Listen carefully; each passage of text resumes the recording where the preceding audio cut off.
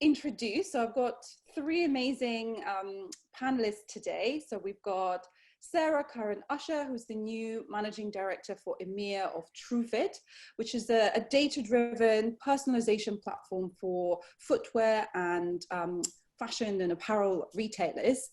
She previously launched Very Exclusive and was the founder of My Wardrobe, so that was back in the day.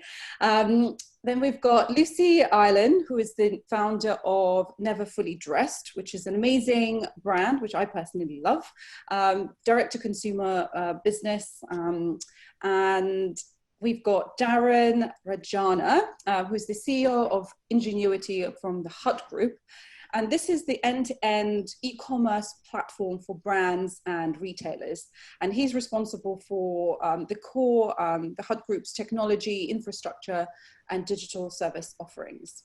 So we've got an amazing panel today. We'll talk about the topic in just a moment. And for those of you who don't know me, I'm Maria Vorostovsky. I'm the founder and CEO of HVO Search. And we're headhunters. We work from London, but we work across Europe internationally.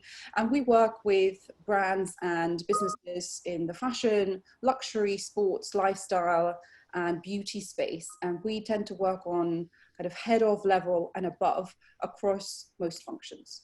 So great to have you all here. I know it's not always easy now these days to actually find time for the webinars, apart from, you know, dealing with this heat and also just having to actually do the job that we're, you know, been kind of pushed to do. There's a lot of crisis management and a lot of plans in place. So I really appreciate you all being here today. So what's really been clear during this time, during this pandemic, is that a lot of people have moved to online shopping, especially those that haven't done that before. I mean, recent statistics say that more than 2/3 of shoppers are buying online for the first time, and that half of them are, half in total are spending more time online, which means that brands are no longer really in a position to not have an online presence. So what we want to tackle today is to talk about, you know, what do brands need to do to engage with this new online customer? What strategies must they use?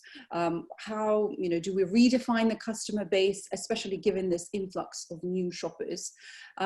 So yes, let's get started. And my first question is to you, Sarah. As I mentioned that there more and more customers are moving online, especially since this pandemic, and some have never shopped before. I mean, are you seeing this? Is this something that you yourself are noticing? Yeah, gosh, absolutely. I mean, we've got a lot of data, and one thing that I've found really fascinating is the changes of behaviours pre and during in sort of COVID itself. And so, you know, as an example, at the start of the year, we had 120 million registered users using TrueFit. As at last count, we're at 200 million. So that shows a staggering sort of acceleration. I think it's what was really interesting as well is that many retailers and large brands were expecting the true sort of concentration of digital penetration to be in 2023. That's what many of the management consultants were telling them. COVID has accelerated that straightforward. So actually it's caught a lot of people out from a retailing perspective. But actually we've seen one thing, another interesting point that I saw was that the age groups are completely sort of balanced. So it's not just the 19 to 35-year-olds, it's right up to 19 to 65 plus. And they have tracked in a uniform manner across sort of the February, March and April through to July. And so it's, you know, it's really all age groups that are now online shopping, engaging with your brand, some for the first time and some sort of doing more so regularly. And apart from sort of the acceleration and, you know, kind of this age groups, you know, what other trends are you picking up? You know, there's a real, so, you know, the one thing that was quite evident is there's a reduction in dwell time. And the reason for that, I think, is that people are not browsing for inspiration. You know, they know what they want, they go in, they make that purchase and they leave. So that's a real sort of change in terms of the ability to hook in your customer, but also in terms of the requirement for this sort of personalization and showing the customer exactly what they want.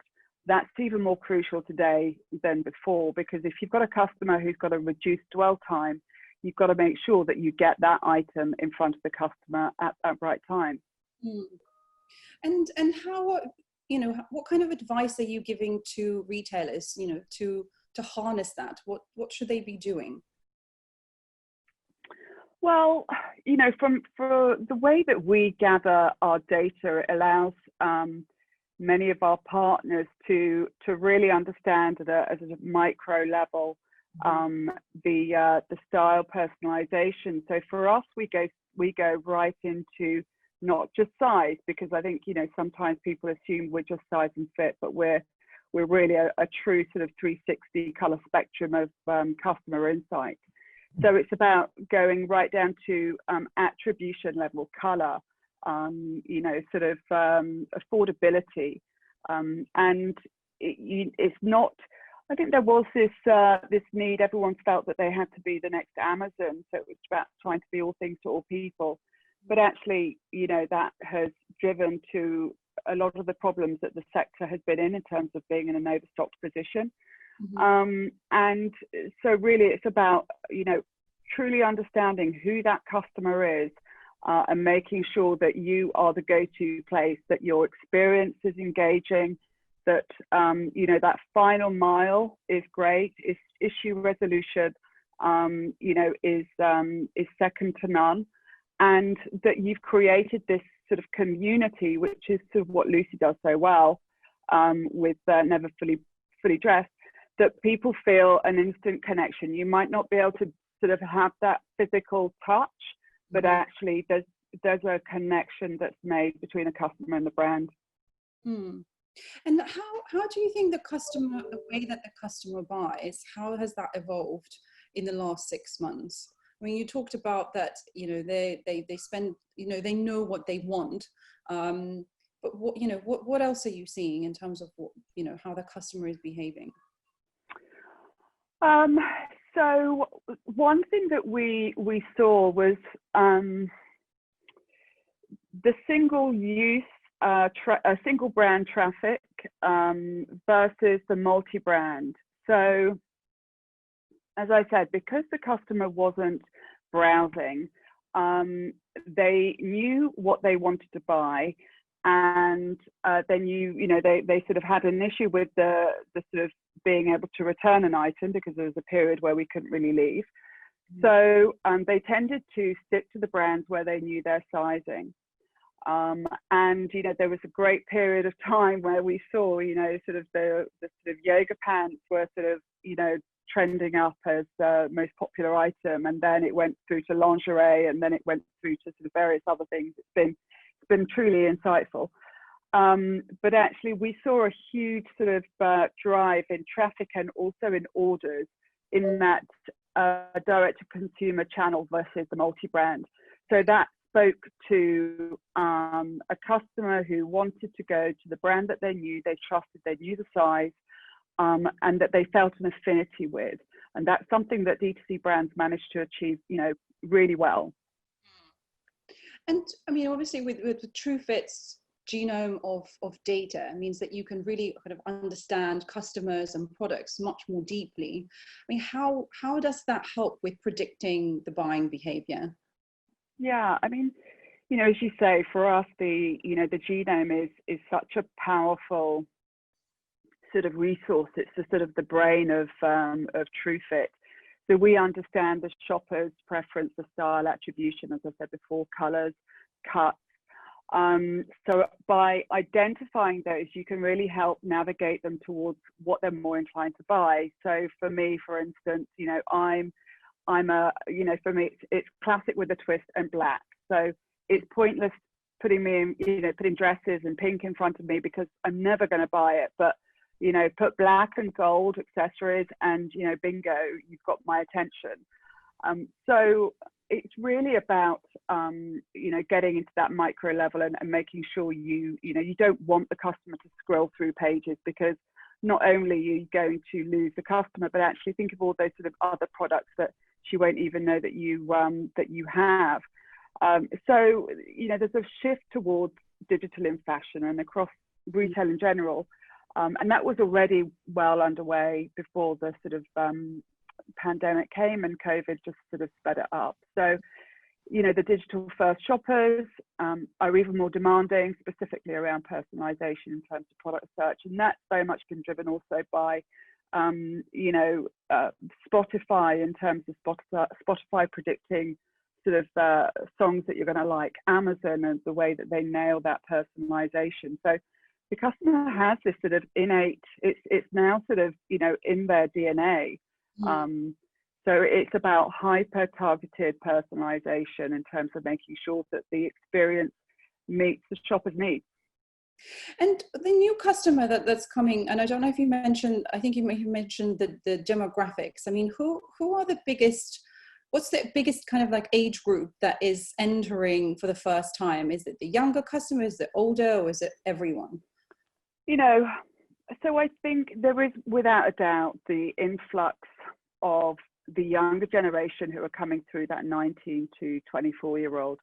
And I think what's driving that is their, the mobility, the use of sort of mobile is accelerating that.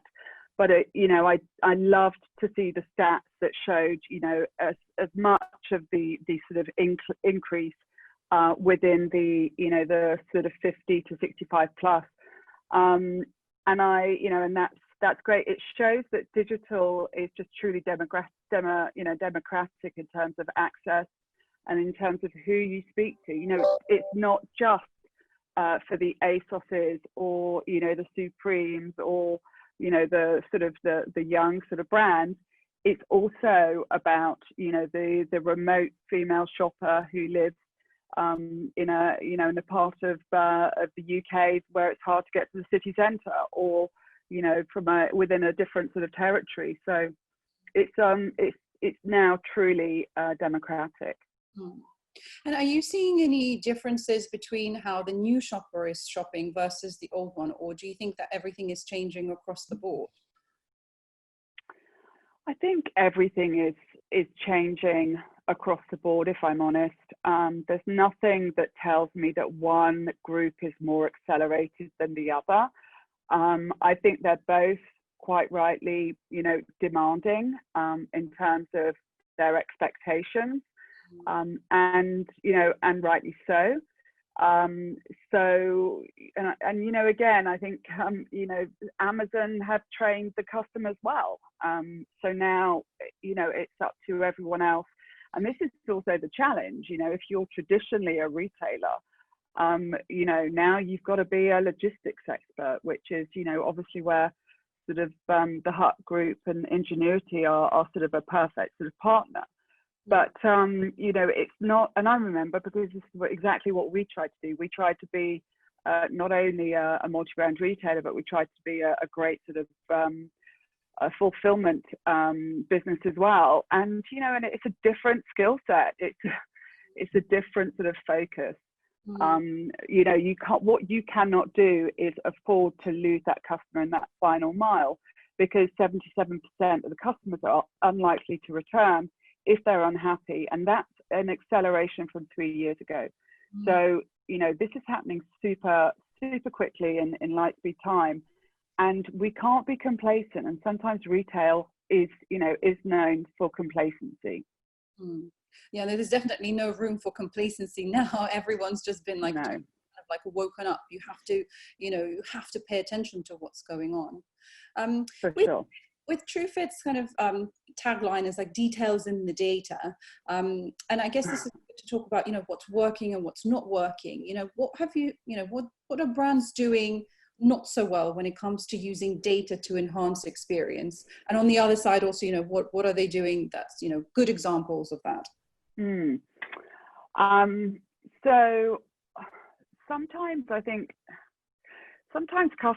retailers overthink the use of data and the use of innovation technology within the platforms, and sometimes they forget to think like a customer and actually what is of use for the customer, what enhances their experience, and how can you make life easier in terms of them getting access to what they want, or through predictive analysis what you think that they will like, through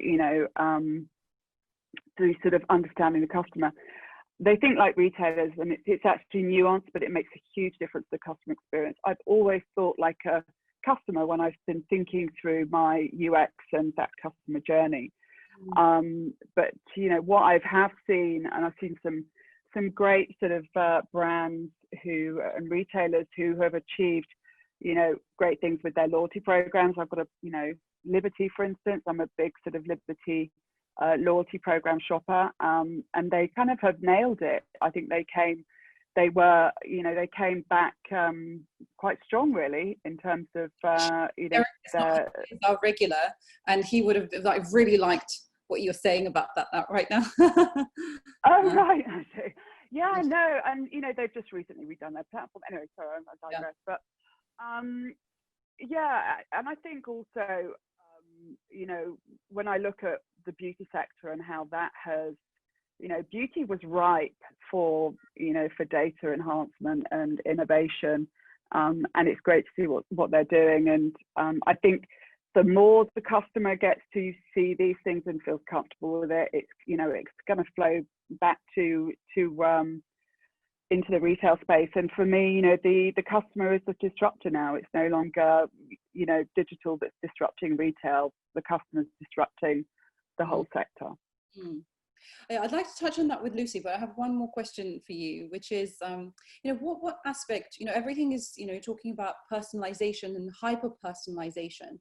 What aspect of that has the biggest impact on the customer experience and the way that they buy?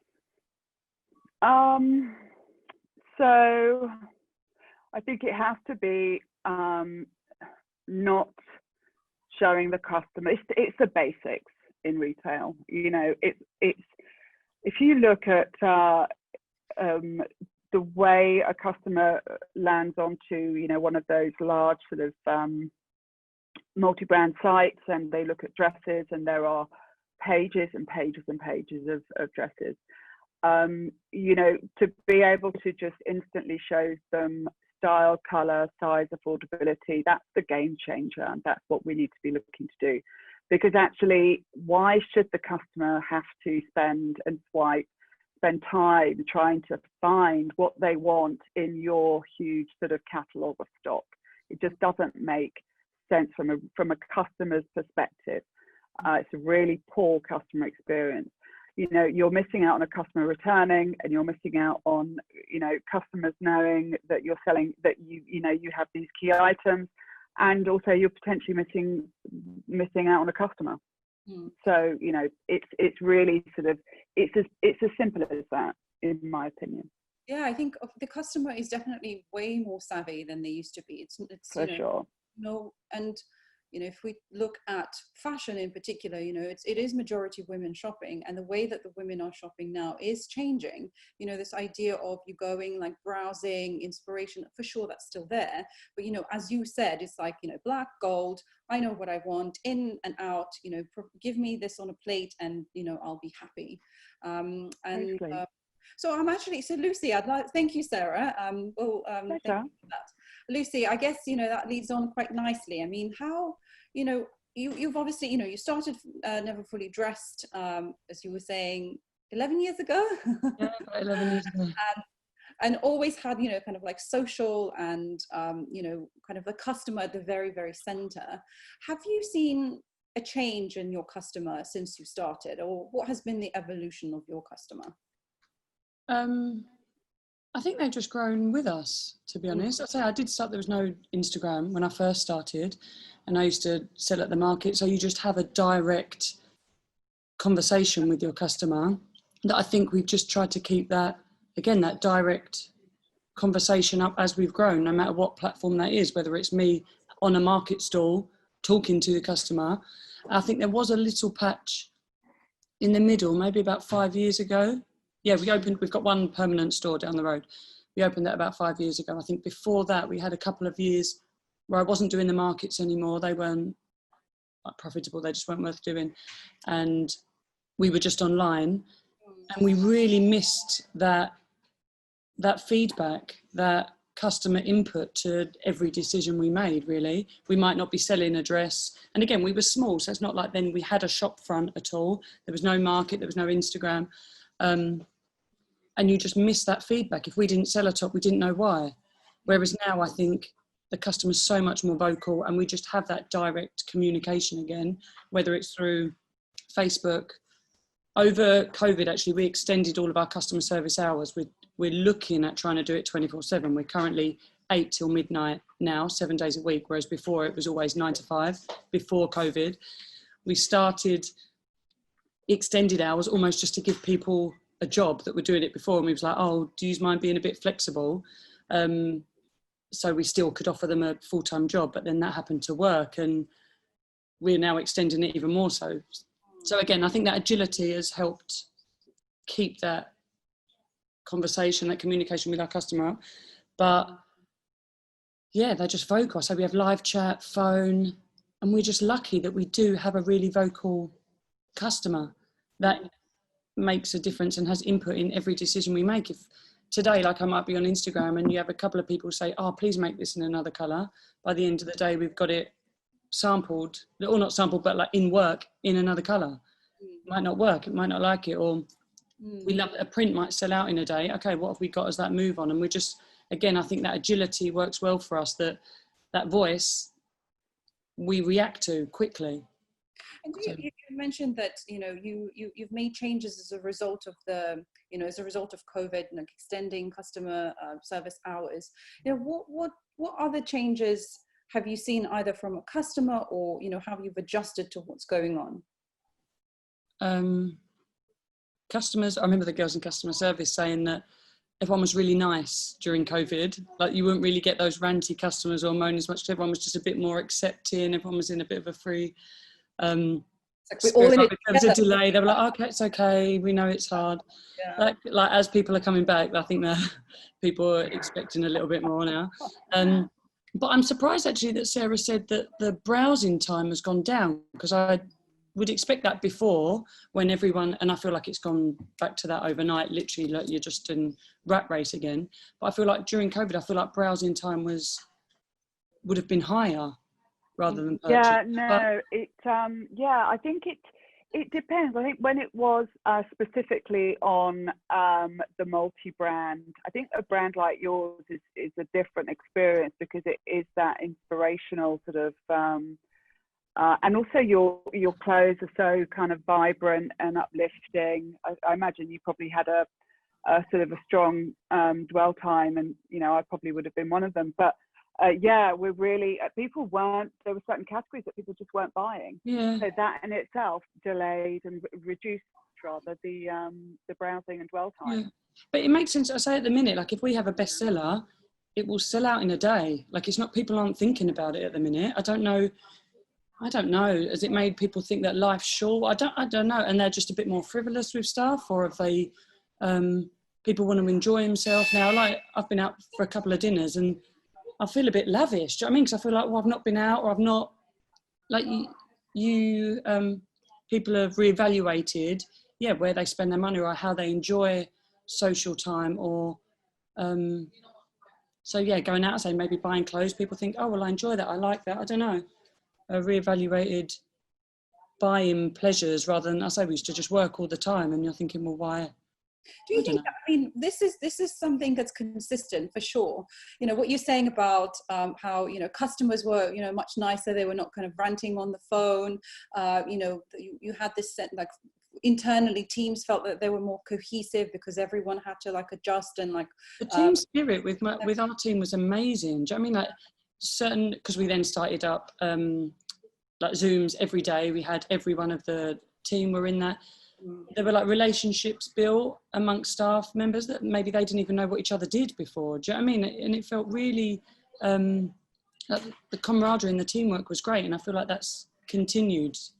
I really hope, like, kind of going back into the rat race, you know, we're having conversations in the other webinars. It's like, oh, I wish the lockdown happened, you know, continued staying for a little bit longer, so you can kind of cement all the changes and all these like positive things that have come out of it, so you don't really go back into that rat race anymore, like, you know, at least for a little while longer. I think just things changed so fast though in COVID, and like I said, like, it accelerated everything. We're just playing a little bit catch up at the minute. Like, we can't do anything fast enough. So yeah, we're a bit just. Was there anything that surprised you when it comes to, you know, customers shopping or how they buy? Or... Yeah, I was thinking, where are they buying these dresses to go? I mean, but I was like, oh great. Do you know what I mean? But then again, I think people would dress, for us, like, we're quite colourful. So yeah, if you're a bit bored at home, or if I remember going to pick up like my first takeaway when at the end of kind of lockdown, I literally had my best dress on. I was excited to go for that 10 minutes I was out. Do you know what I mean? So I think people looked a little bit for us. It was a bit, not escapism, but just something fun. Yeah. So I think that dress, even if you had a little drink or a Zoom meeting in your garden, whatever, like, you felt it made you smile, which I think for us, particularly, I can only comment as a brand, I think worked in our favour. It was light relief. Sorry, Lucy. I wonder if the customer shops for herself, in the sense that you kind of do it because it makes you feel good, rather than necessarily that you have to go. It's, you know, it's not a practical purchase. It's not, you know, like, oh, I have to go somewhere, I need to have this particular outfit. But you actually just enjoy, it just makes you feel happy, and you dress for yourself. I don't know, I'm just sort of thinking. Yeah, no, I agree. I feel like, and I say that the few purchases that I made over lockdown were, yeah, just things I felt like, oh, I'm just indoors, like, save my petrol money or whatever it is, and yeah, I'll just buy something frivolous that maybe I wouldn't have bought otherwise. And yeah, maybe our clothing is just a little bit more of a bonus. Do you know what I mean? Like an extra. It's not underwear or like a necessity. You obviously don't have an issue with customers staying loyal. Oh yeah, we're lucky. Yeah. What's your secret to success? What do you think you do well when it comes to that? I think we're honest and just an approachable brand. Like I say, we still have customers now that used to shop with me at the market, and they've been on that journey with you. So they feel, well, they are part of that. Sometimes we have new members of staff, if they're emailing or messaging, they used to forward me stuff thinking, oh, your friend's message. And I'm like, no, I don't know them, but that's how they would talk to us. We'd have our customers involved in styling stuff or get them in, repost stuff. So I say that it's just fluid, that conversation, and they are part of it. I think I just think being honest and open with them. They know. I did a little thing a couple of weeks ago about, okay, this is where we are on our sustainability journey. We're not there yet. We know we've got this way to go. We did this. We made a mistake there. We're now here. But this is where we are. We're aware of, yeah, our faults and the things we do well. So I say just being open. No one can then come to you and be angry at you for not doing something. And you're like, yeah, but I just said to you I couldn't do that. Do you know what I mean? I'm not saying otherwise. So I feel like then they know, yeah. So they're just on the same wavelength. With the new customers that are coming, I mean, are they kind of similar to the customer that you already have, or do you notice any differences? Is there like a new breed of customer that you are attracting?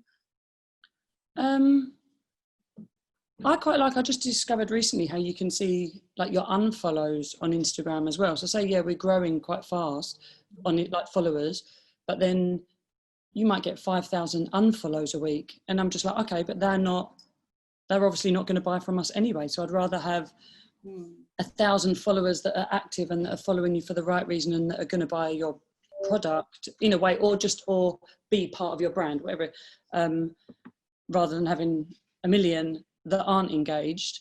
So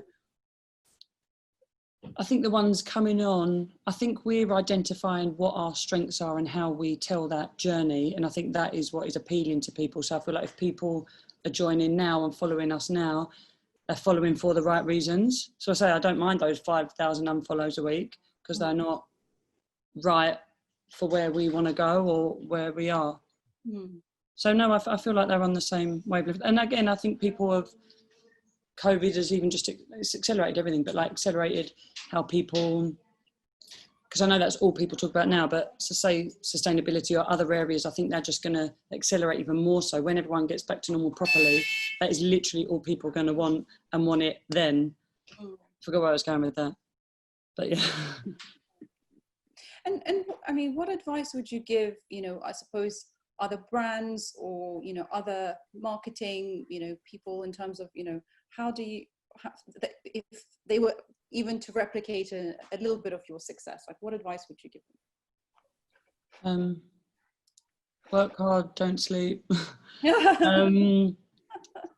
Yeah, enjoy what you're doing. Like, no, I feel like whenever we're enjoying it the most, I think they hold hand in hand, because then when you're doing well, you see success and you go, oh, we tried to do that and we did it. And I think they help you keep motivated. But yeah, really be true to where you want to go. I just used to kind of do what we do and live in the now, which I think is important as well. But say maybe a year ago, because I just own Never Fully Dressed. We've never had investment. Whereas at one point at the beginning of last year, we were maybe looking to get investment for something. And it was the first time I had to think, okay, where do we want to be? What do I want? And work backwards from that. And I think that was a good lesson learned. And then, okay, what do we need to put in place to get there? So I still think like that now, like, okay, and think of the practicalities of stuff. And start small, and all those tiny little things do make up that bigger picture. No. Well, thank you, Lucy. Amazing story, and again, beautiful dresses. So, and Darren, yes, would love to kind of get your perspective. I mean, do you think that as a result of the pandemic, the customer profile, or the digital customer profile, do you think that's changed? And if so, how? Yeah, I guess it feeds in quite nicely, I think, from sort of Sarah and Lucy's view, really. But well, yeah, we know the stats. So 40% of sales are now pretty much online versus pre-COVID, sort of 20%, and also I think quite an interesting stat as well, which maybe not as recent, but certainly was a month or so ago, that people are 40% of people are uncomfortable shopping in stores. So the digital profile is certainly different today than it was pre-COVID, because you have consumers who were shopping offline now shopping online. And I think Sarah mentioned it as well. So there's no differentiation really between which demographics they are. There is just a fundamental shift online in all demographics and across all demographics. So I think it's just more inclusive now, because people want to have to shop online, and that's been a large a really large sort of shift really, and we've seen that in THG's own data. I think for pure play. For pure play retailers, it's been huge. Obviously, there's been nearly 100% increase in demand in terms of sales. Certainly with THG's own brands, and for any pure play online retailer, you would have seen that as well. But then I think for retailers who are omni-channel, then I think that's been it's been different things for different types of businesses, I think, in terms of the customer profile. Because for omni-channel, I think it's been, I don't know, maybe that wake-up call as to accelerating plans that have always been there, but maybe just now have to move quite quickly to implement those plans, particularly around technology, infrastructure. And it goes beyond technology and infrastructure, because the customer profile now means that you have to be able to speak to the customer in the right way. So you may have had an online proposition before, but did you actually have, number one, technology to be able to execute that really, really well? But then number two, do you actually have the talent, the capability, and the experience to be able to speak to those consumers through demand generation, through content, through translation, through localization, through digital proposition development? There's all of those things. Lucy mentioned it before, it's to be reactive to the data that's coming back to you and feeding those insights. And that's a completely different way of working, right? Completely different way of working. I mean, obviously, as a result of the pandemic, I mean, that's a number, the one word that describes it when it comes to digital is acceleration. I mean, this has been, talking about that over and over, which also requires the companies to move at speed and to do things. And there has been, it has shown that actually you can make change in a relatively small amount of time, and you can do those things which, would have taken lots of either decision makers and stakeholders involved, or like, oh, it's too risky, maybe we should wait and see. And now it's like, no, you just have to kind of do it. What are the dangers of moving so fast? What should, retailers, brands, what should they be paying attention to? If that makes sense. Yeah, it does. Yeah, it does.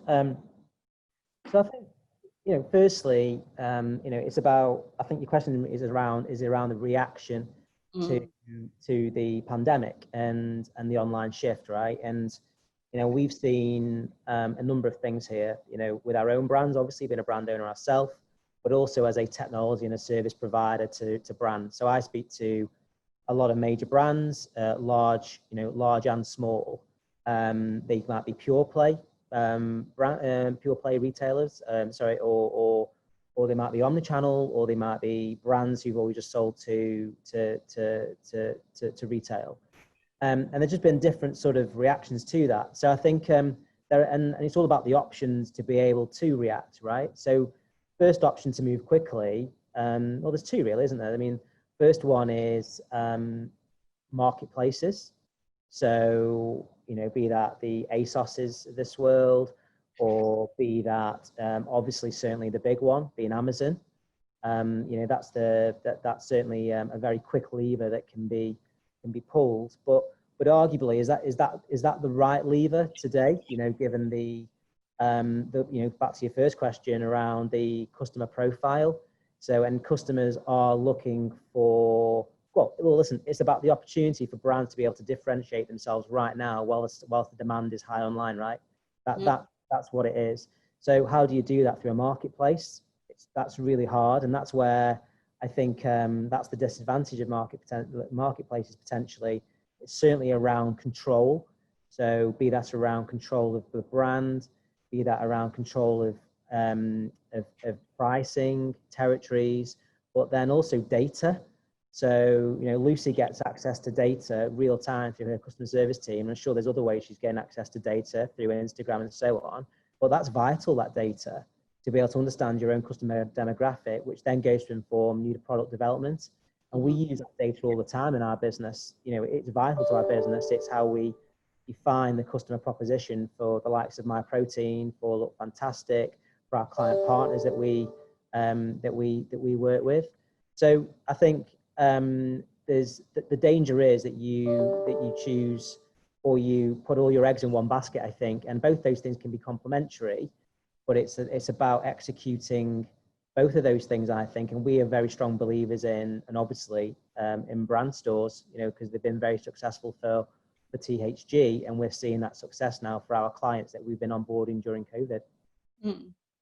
And I mean, what advice would you give to brands to want to build a more compelling brand proposition to attract more customers? Yeah, so a couple of different things here, but I would say that our DNA, or THG's DNA, has always been around, I think, ownership of the end-to-end journey. So be that technology, be that, I think someone mentioned before, logistics, fulfillment, the actual execution. So the basics. So I would say the first thing is about the basics. So it's about the seamless customer journey. So, and the basics are actually all around initially around, can you have a consumer going through your store in the right way to be able to check out seamlessly and to be able to convert them. And then being able to deliver on the promise in terms of the service and the actual execution of the delivery. And was that a good experience? So i.e., is the consumer getting the product on time as per the promise?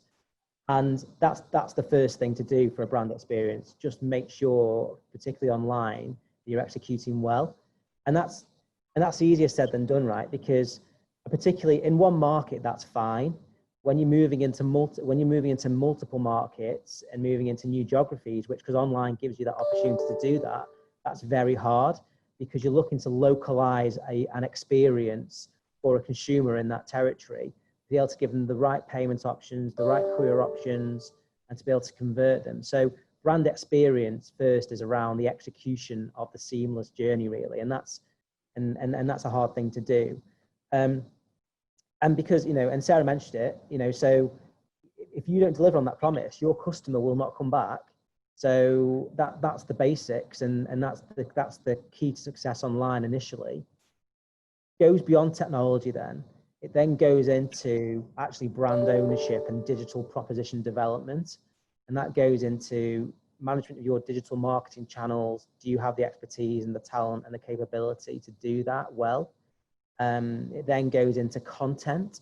So the quality of the content you produce, keeping that content fresh, how quickly can you get that content live, cost effectively, and then differentiation of your product as well. So online is the most transparent method of selling, right? Everybody can see your prices, everybody can see your proposition versus others. So differentiation is absolutely key. So it's the technology being the enabler, but then it's also the brand and the services being good enough to be able to differentiate online. We're talking a lot about online, but obviously, because as a result of the pandemic, customers are shopping there. As businesses prepare to, reopen stores already, welcoming customers back, what should brands be thinking about in terms of their omni-channel experience? Like how do they need to prepare as the stores kind of like return to, being reopened? Yeah, it's been really interesting for us because I think, THG's kind of DNA is as people know, the Hut Group, we own 40 brands and they are pure play online brands. And we think that we've, 15 years of developing, a complete end-to-end ecosystem to be able to execute in terms of technology and then fulfillment and payment options. And I think, we've been helping brands, particularly over this period, to be able to execute that and just give them that turnkey solution to be able to access that and then be able to have their own web stores and to be able to move into new markets or even just make better what they have in their current market. But one thing that I've been seeing, certainly in the last, I would say 4 to 6 weeks, definitely, has been that kind of realization of bringing those plans forward, not only for brands, but also for omni-channel brands and retailers, as they've been thinking about bringing those digital plans forward, but then how then that digital plan is then to be complementary to the offline plan or specifically stores. And, we've been speaking to a number of retailers and it's interesting. So I think the new normal, is going to be, the new normal is where the digital channel will be one of the very first touch points that a consumer will have now. And I think that's definitely the new normal. So, and I think the key to it all is options. It's basically options, right? So it's the first digital touch point, but the digital touch point, I don't think can be for omni-channel retailers can be as narrow as just retail here through the online store for omni-channel retailers. And I think it's actually about giving the customer options about how they can buy their products. So content is key online, which is then becoming the sales channel, or definitely the demand generation, or certainly the category awareness and the brand awareness. And they can also then, check out on that store brilliantly and be able to get the consumer the product to the door, or B, give them the option to be able to go and pick up in store, reserve in store, be able to have personalization from in store, have loyalty schemes that work across both channels, to be able to order from store. The digital kiosk, I think, will be key. And we're developing technology now, and beyond that, actually, we're developing, we're actually rolling out solutions now for omni-channel retailers who are doing this. We're doing it for a couple right now, actually. And that's been like a big insight for us, particularly me, for the Ingenuity proposition. This technology powers our own brands, which are pure play, but now we're seeing actually we're able to help omni-channel retailers because we're just now integrating new solutions and functionality which join up the two channels. Sorry, I've got someone's car is going off, so apologies for that. But in terms of the brands that are doing that well, what would you say they are? I mean, in terms of, you know, talking about having that, you know, first kind of window to the brand is online. Like who's doing that well? It's funny that there's I won't name names, but there's a brand that's they're electronics retailer, right? So quite interesting. I was speaking to the CEO the other day and their chief digital officer, and we were on a webinar a couple of weeks ago on another webinar, and Don Williams from KPMG was talking about local shopping. Mm-hmm. And people become more localized in terms of how they want to do that, rather than the big hypermarkets and stuff like that. And this retailer is huge, right? They've got a huge number of stores in the UK, but also massive in Europe. And they were saying that their competitors are the big global electronics retailers, but these guys are in 40% growth, through stores and online. And it was all about the options, really. So because their stores are very, very local, as in I'm talking literally local towns and villages, just beyond just the hyper stores in big cities, they were saying that their omni-channel was working well for them. So they were having the digital touch point of being able to drive or give those options. So they were giving the collect from store option during COVID, but literally pulling up into the car park, open the boot and put your products in the car and driving off. And it was just, I think it resonated with me because I was thinking back to Don's comment from KPMG 2 or 3 weeks ago. We were talking about local stores. And these guys have got a huge network, and that's just about options and service. So I know it's pretty rudimentary picking the product up in a car, but actually what they were doing is providing options. And I think that's a really great thing. And I think, a lot of the good apparel sort of retailers do it well, don't they? Reese doing an amazing job, as we know, and I think it's just about providing those options, really. But then the key then is taking that opportunity then to scale that beyond one market, though, because that's when the complexity really kicks in. You nail it in one market, great, but then how do you make that really work in everywhere else? No, that's really super tough. Well, Darren, I'd love to open up some questions to the audience. So thank you for that. Before I do, just so everyone can start thinking in the audience about some questions, I'm going to run a quick poll of 5 questions just to see what your thoughts are. So I'm going to do that right now. Ooh, I've never. Now this is new to me. Okay. So we've got 5 questions, and that is, do you think customer behavior and buying habits have rapidly evolved in recent months? Question number 2, please, audience, please cast your votes.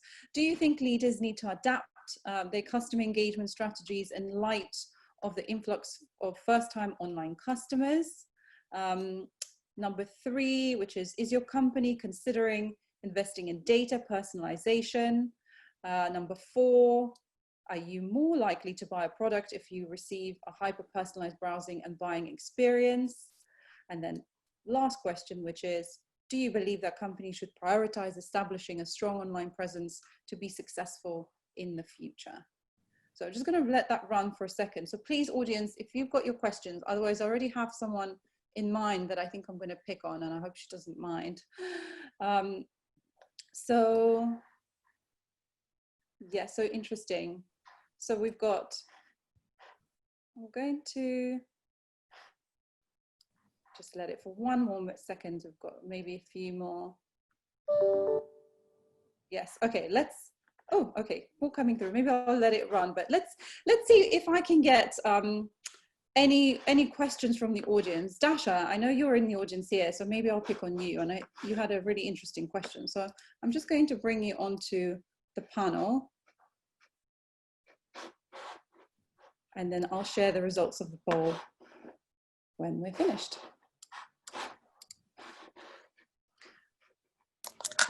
Hi, Dasha. Hey, how are you? Very well. Yeah, so if you don't mind just introducing yourself and the question that you'd like to ask. Yes, hello. So I'm Dasha. I'm a former digital director for Vitari, which is a luxury beauty brand. And prior to that, like my experience, I'm 10, 15 years in digital, and I used to work for large British retailers like with Debenhams and Marks and Spencer and some luxury brands as well. And I have to admit, I absolutely don't remember the question I put on the form when I submitted it. So if you want that one, you will have to read it yourself. Otherwise, I will have to quickly make up something else. You asked what do you think COVID has changed digital customer profile? What's the new recipe for engagement for success? Oh yeah. So it's kind of like the background for this question is from the data I've seen until recently. Like I left my role at Vitari about a month ago. So from the data I've seen, the kind of like the engagement from different demographics was absolutely staggering comparing to pre-COVID, with the kind of like with the spending and with the engagement from the younger groups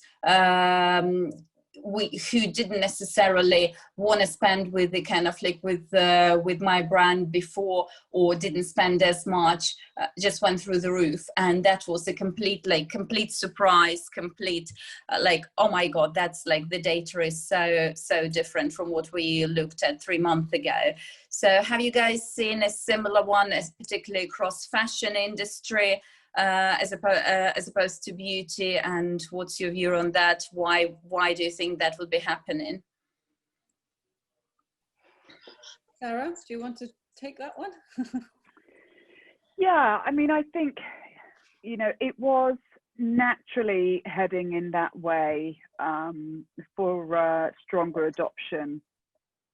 And I think it's about truly talking to the customer who has the affinity with your brand, and building on that and building that community. And that's relevant as much in Lucy's brand as it is with a shoe brand that I saw some ridiculous stats. And this shoe brand positions itself for a kind of 55 plus demographic. And so it's kind of like one of those not always in the, in the press or talked about. But, it is, I think COVID has changed everything. My sense is, we're hearing that this is, sort of working remotely is going to continue through to next year. So we're probably going to really cement some changes in behaviours because of that. And I think everyone is seeing positives and also negatives. They're seeing great growth, but also they're also seeing sort of they're losing certain customers because people are now just lasered into what they like, as opposed to pre-COVID, where it was, the mindset was different. I'm surprised as well. I think a couple of people have said that more younger customers are shopping online, I think, than before. That's what I understood. Whereas I'm quite surprised. I feel like younger customers were all online anyway, and say like my husband would always go into store, and my mum would always go shopping if she needed an outfit. Whereas I feel like they're the customers now that are more shopping online. So I feel like the older customer would have evolved more so than the younger customer. Yeah, I think that's what you said, yeah. Lucy, maybe just to explain, is a kind of like, I think this is what I've, like, from what I've seen from my experience, there is a bit of a difference in between fashion and beauty. And in beauty, it's the kind of like your 18 and 24-year-olds, they actually go shopping on the high street because they can try things on. And if you think of the kind of like big American experience, they go to Sephora. Sephora is the way of spending your weekend with friends. And go to a big shopping center, sit and like sip some coffee. eat like avocado sandwich, and then go to Sephora and spend your time and whatever money you've got in there. And it's actually hits you when you kind of like get to your 30, 35, you've got a mortgage, you've got like, you know, you've got children, you kind of like, you don't really have that time to venture into Sephora. And this is where your beauty, like, and by that time, you know what your foundation number is. And you're not as adventurous with the kind of like you don't need to have every palette there is on the market. And so this is where you become more of a beauty customer online. And also that was the kind of like, and the brand I'm talking about, it's definitely been seen as a bit of a kind of like, because it's premium, it's sort of above the Estee Lauder level, so it's a kind of like, you also have to be able to afford the £89 for the foundation. So it's always been the kind of like the customer, the core customer, the converting customer has always been the sort of like definitely the older millennials and the Generation X. And then suddenly there was this influx of the sort of younger millennials and even Gen Z who never they used to browse. I mean, they browse everything, but they never converted online. And then we suddenly saw them come in. And I guess it's a kind of like, if anyone saw a similar, whether this is the type of customers who felt more comfortable spending during pandemic, and the older one felt like, oh my God, what's going to happen? We're all going to die. No point of spending it. I don't know, but I just wanted to hear other people's thoughts. I think that's really interesting, talking about how, you know, like when I remember being young myself, going into, that's how you go into the store, like Boots or Sephora, like as the case may be now, and you're just literally there. That's what you do after school, that's what you do on the weekend, you're basically there the whole or your spare time. But it's interesting to see how, you know, that has influenced the younger generation to shop. I wonder, depending what the category is for the older consumer, you know, who, you know, whether it's food, whether it's, you know, practical things or, you know, other things. So I think it definitely will depend on what the sector is.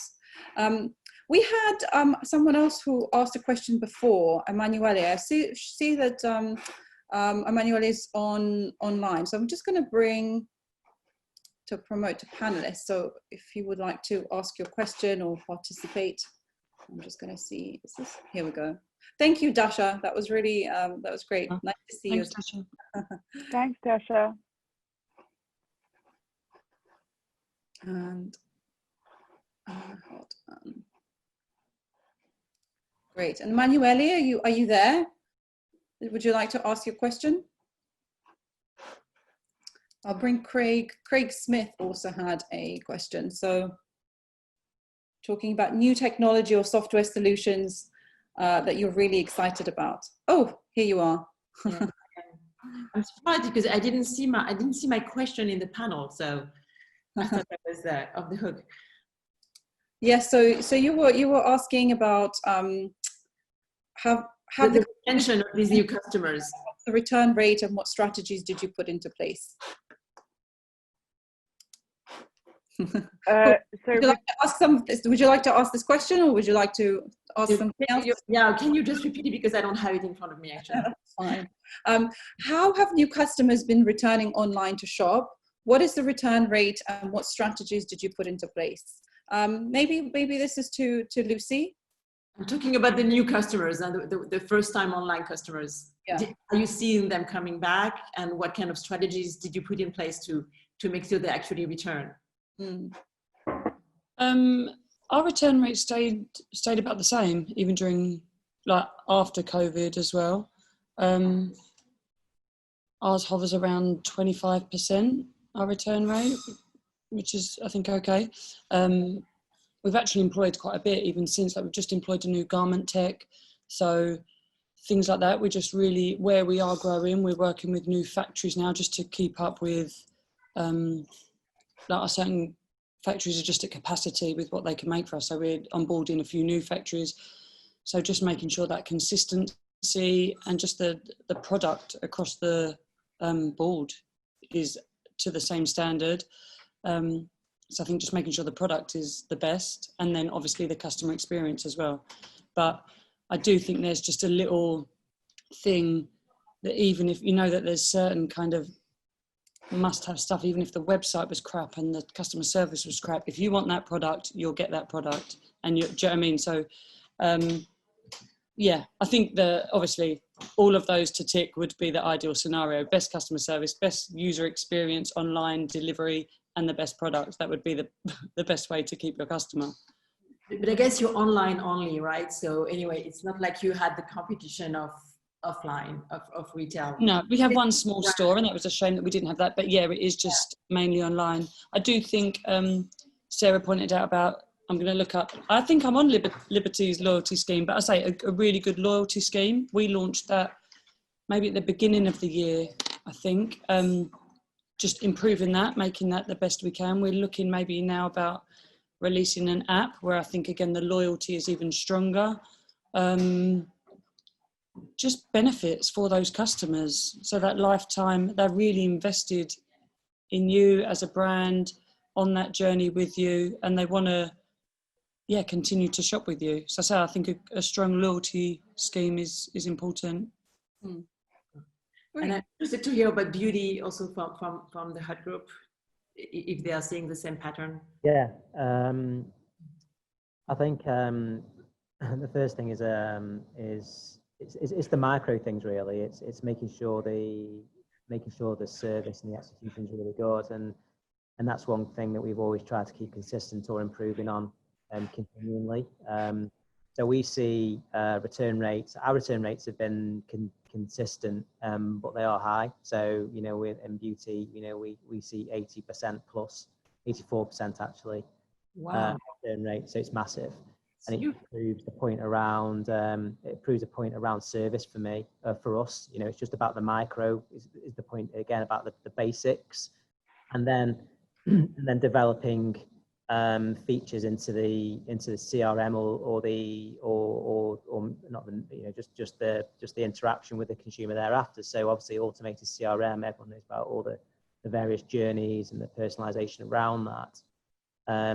But we did something really cool recently, which is we've actually implemented in our, and this is just about continually getting better in the micro.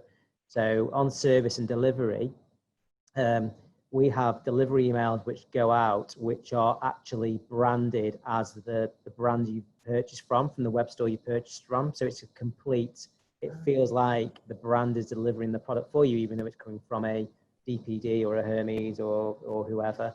They are actually branded emails, so it completes the complete end-to-end journey, and it just feels much nicer. And it's just these little things that make a big difference. But bottom line is, it's always about the execution and making sure the customer just doesn't have an excuse to ever not order from you again. And I think a little bit following, I think the aftercare as well.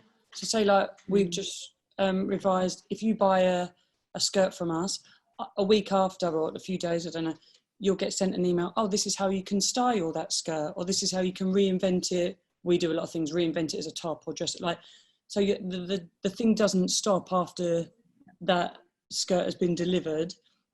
There's still a relationship. Yeah, there's still a connection, a relationship there with that customer that then hone on that. If you keep that up, do you know what I mean? If we went for lunch and then you never spoke again, you're never going to meet up for lunch again. But whereas we keep texting and then, okay, let's go out for lunch in a few months. Do you know what I mean? So I think just keeping that up after, like you've done the hard work of getting the customer. That's really keeping funny. them, I think, is easier. Think of dating. It's like, oh, when you go out for lunch date and then you never hear back from them. They don't say, oh, nice to see you. That never happened to me. I wouldn't know. We're probably dating now. We're not just going on a date. Like we're in a relationship. So I was going to ask one more question with Craig, but thank you, Emanuele, by the way. Thank you, Emanuele. So maybe thank you very much. Thank you so much. I'll ask this question and then I'll go to the poll, and then we should wrap up because we are 7 minutes behind, well, over. But Craig's question was really interesting, and this was for the panel. It's like, what new technology or software solution are you really excited about that will really benefit the customer? So it's a technology or a software solution that will benefit the customer. I mean, you know, obviously, you know, you would expect me to say it, but, you know, and Darren's laughing. You know, A virtual fit session. Yeah. Oh, TrueFit is amazing. It's a game changer. Believe me, it really is. It's incredible. Look, I've even gone red. I'm plugging my own source, as they say. so yeah, I back you up, Sarah. Great. Well, thank you for this. I'll run through the results of the polls since that's like the last piece. And so we've had question number 1, do you think customer behavior and buying habits have rapidly evolved in recent months? So that's a 97% yes. Number 2, which is, do you think leaders need to adapt their strategy, customer engagement strategies in light of the influx of first customers? So 76% say yes, 7% say no, and then the rest say it depends. Number 3, is your company considering investing in data personalization? And that's a 52% yes, and 38% undecided. Are you more likely to buy a product if you receive a hyper-personalized browsing and buying experience? 79% say yes, and 10% say the same, and then 10% say no, not sure, and nobody said no. And then the last one, do you believe a company should prioritize establishing a strong online presence to be successful in the future? And that's a resounding yes. So here you are, there's the poll, and really appreciate you, like all of you, like Sarah, Darren, Lucy, really nice to, you know, to have this chat. I'd love to continue talking about this, and, you know, I know an hour is just never really enough time, but, you know, both. Maybe we'll get another one. Sorry? Don't worry. Sorry, yeah. Should we do another one? But yeah, I think, you know, Sarah, you know, your business is doing something really incredible. Darren, you're really facilitating other brands, like really kind of during this time, especially when it's necessary. And Lucy, your brand and, you know, what you've been doing is like really honest and transparent and like really true, you know, your, you know, this communication style, and also, you know, the whole kind of ethos of the business. So I wish you, all of you, huge success after this pandemic and way, way beyond. And thank you to our audience for asking questions and for listening. And yeah, we'd love to see you again very soon, and we'll continue, you know, having these conversations for as long as we can. So thank you all. Surviving the heat, I think, is the name of the game, or at least it is for me. But enjoy the rest of your day and the rest of the week. Thank you so much. Perfect. Thank you very much. Thank you. Bye. Thank you very much.